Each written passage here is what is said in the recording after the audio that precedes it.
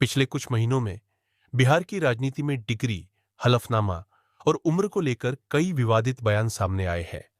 कभी किसी की पढ़ाई पर सवाल, तो कभी किसी की उम्र पर। लेकिन इस बार चर्चा के केंद्र में है बिहार के उप मुख्यमंत्री सम्राट चौधरी। प्रशांत किशोर ने सम्राट चौधरी पर कई आरोप लगाए।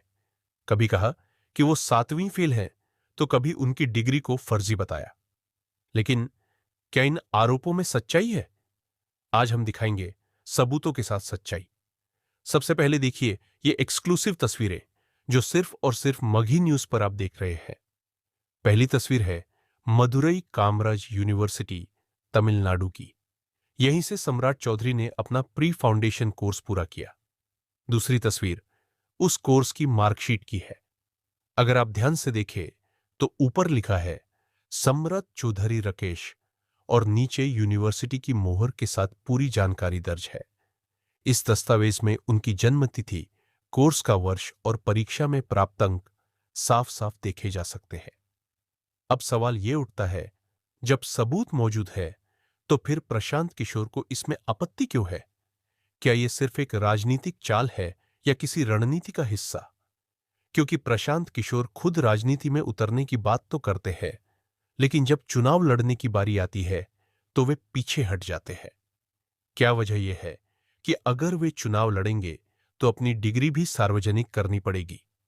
या फिर डर यह है कि अगर वे चुनाव हार गए तो उनकी राजनीतिक कंसल्टेंसी की दुकान बंद हो जाएगी?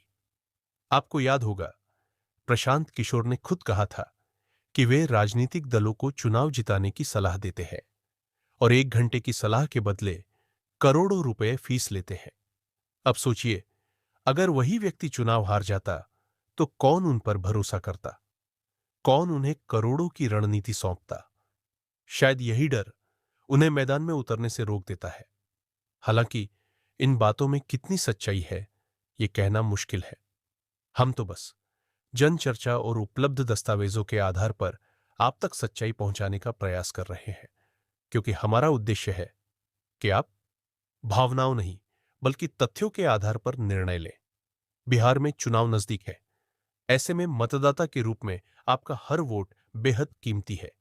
इसलिए वोट देने से पहले सोचिए, किस पर भरोसा करें, बयानबाजी पर या दस्तावेजों पर?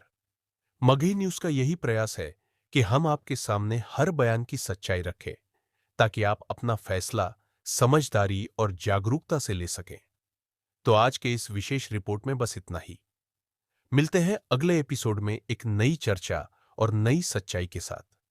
जय हिंद, जय भारत, जय बिहार, जय मगध।